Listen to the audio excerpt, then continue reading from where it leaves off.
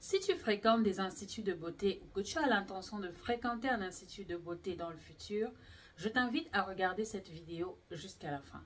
Car ici, je vais te raconter une anecdote qui va vraiment te surprendre, mais peut-être aussi te dégoûter car oui, ce n'est pas très appétissant. Récemment, je swipais sur TikTok et je suis tombée sur le compte de cette créatrice. Apparemment, elle est une esthéticienne de profession et elle comptait, n'est-ce pas, ce qu'elle a eu à vivre avec une de ses clientes. Pour ceux qui travaillent dans le service, vous savez que parfois il faut avoir de la tchatch.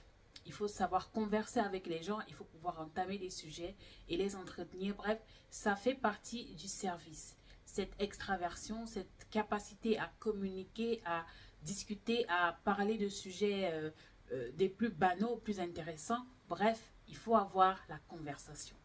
Donc, pendant qu'elle est en train de préparer, n'est-ce pas, la séance de sa cliente, celle-ci ont commencé naturellement à parler, à discuter de tout et de rien.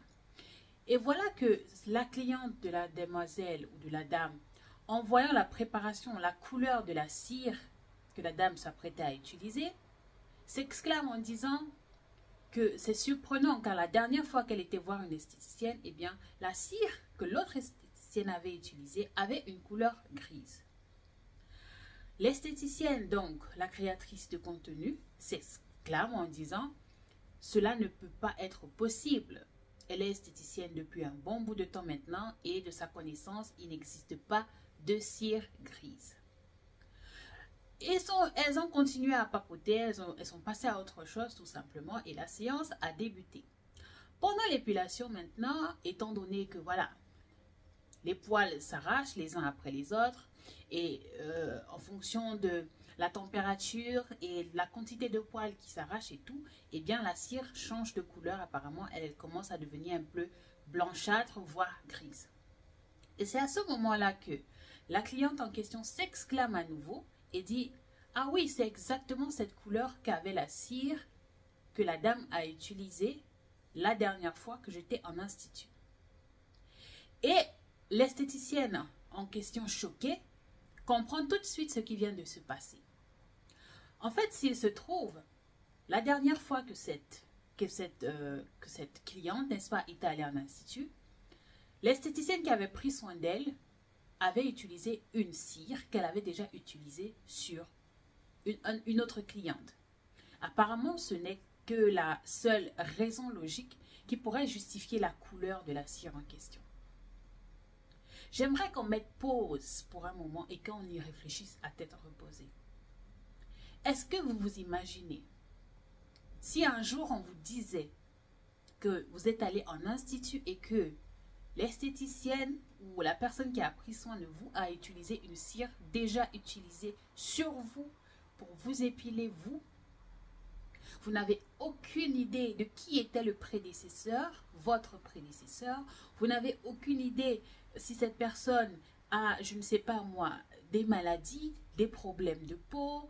Bref, parler de maladies, c'est un peu trop dire, mais je veux dire ça, ce sont des règles de base d'hygiène.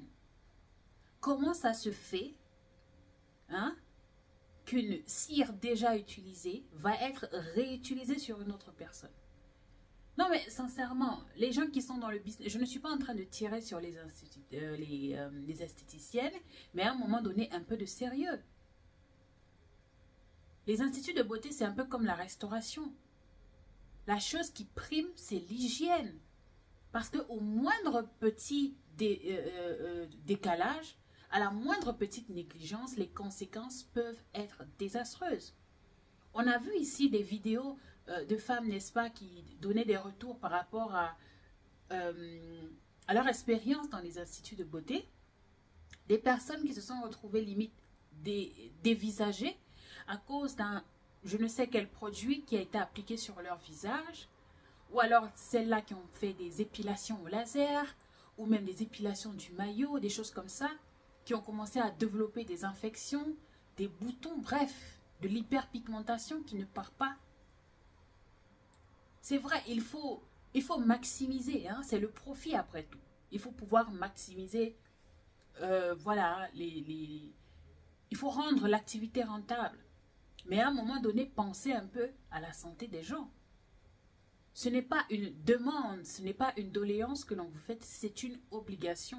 Si vous avez choisi ce corps de métier, si vous avez choisi d'exercer dans cela, vous devez connaître les tenants et les aboutissants. Parmi lesquels l'hygiène, c'est la base. Et je n'arrive même pas à imaginer la scène ni la situation parce que si c'est vraiment ce qui s'est passé, c'est tout simplement écœurant, aberrant. C'est-à-dire que certaines personnes, elles n'ont plus de scrupules, quoi. Comment ça se fait? Comment ça peut se faire? Je n'arrive même pas à imaginer la scène tellement c'est dégoûtant. Si vous décidez de mener une activité et de la rendre rentable, ok. Faites les choses proprement, car vous mettez la vie des gens en danger. Vous mettez la santé des gens en danger. Vous mettez l'intégrité. Bref, ça c'est un manque de respect même caractérisé pour ses clients. Parce qu'il est hors de question que tu vas prendre la saleté de quelqu'un d'autre et l'appliquer sur une autre personne. Ça veut dire que tu n'as même pas de respect pour tes clients. Et j'estime que ces personnes-là payent leurs prestations. Pour ceux qui ont déjà été en institut, vous savez que ça ne coûte pas 10 € une épilation.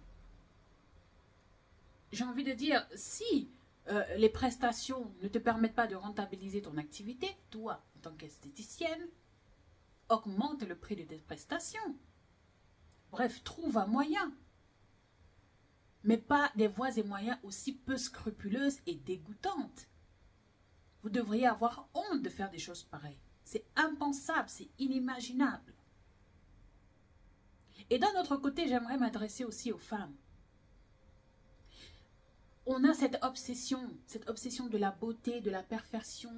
Il faut être coquine, il faut être belle, il faut faire X, il faut faire Y. Et si on essayait de simplifier nos vies?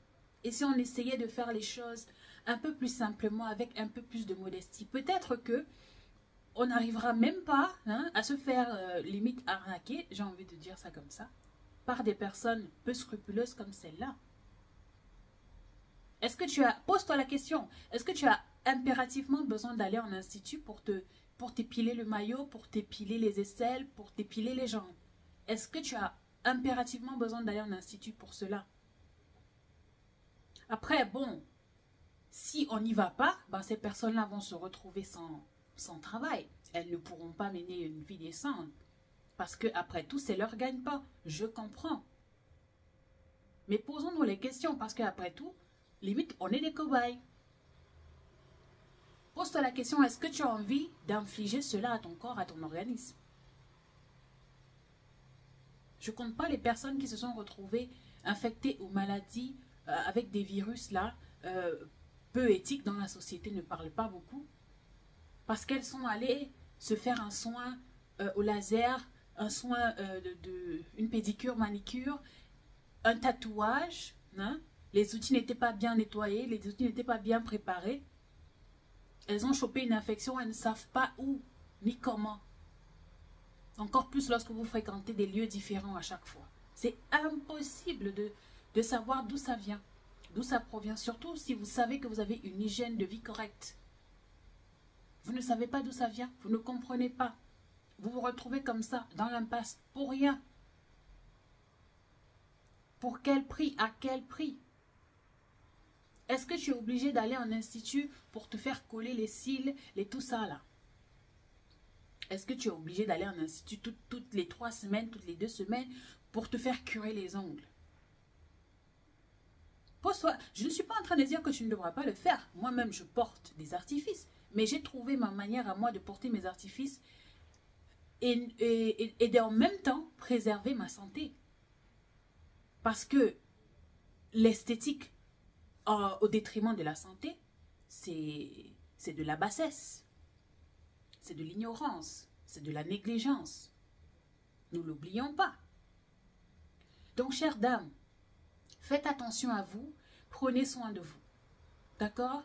Et choisissez bien les lieux, n'est-ce pas?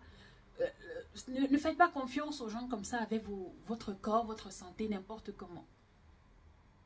Parce que dans toute activité qui doit être rentable, il y a des choses pas nettes qui se passent dans les coulisses. Donc, choisissez bien vos lieux. Choisissez les personnes avec lesquelles vous voulez travailler. Observez. Posez des questions. Ne soyez pas un cobaye. Ne soyez pas là comme ça, affalé, et que tout vient à vous comme si non. Soyez active. C'est dommage pour cette jeune dame, parce que je n'arrive même pas à imaginer la manière dont elle pouvait se sentir, la façon dont elle pouvait se sentir, mais ça nous apprend des leçons. Et lorsque des histoires comme ça viennent se retrouver sur les réseaux sociaux, c'est pour qu'on en tire des leçons. Donc voilà, prends soin de toi, protège-toi, fais attention à toi, parce que voilà, les autres, ils s'en foutent en fait. Chacun couvre ses fesses. Il n'y a pas quelqu'un qui couvre les fesses de l'autre. Chacun protège son dos. Donc, fais ce que tu as à faire. Tiens-toi à l'abri, mets-toi à l'abri. Peu importe ce que ça va te coûter, mets-toi à l'abri. Parce que les autres, ils ne vont pas te sauver. D'accord, c'est tout pour moi. On se retrouve dans le prochain épisode.